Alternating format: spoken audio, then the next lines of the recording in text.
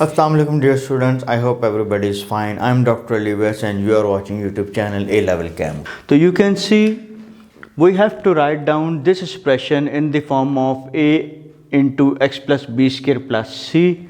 So we can take common from here because a is here. You can write 2x plus 7 as it is.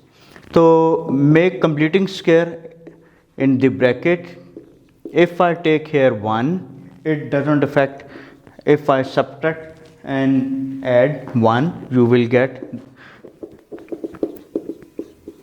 this is minus 1 and 5 minus 5 plus 7. You can write 5x minus 1 square plus 2.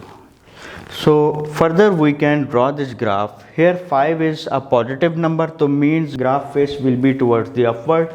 We have to shift at the right 1 unit and we have to up graph up to 2 unit.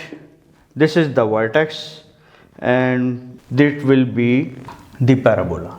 So dear student, let's say if there is one number, so graph will be like this. Means the number is 1, graph will be like this. If number is less than 1, the strength of these two will be less. If number is 5, so we have some broader face. That is the complete sketching of this graph.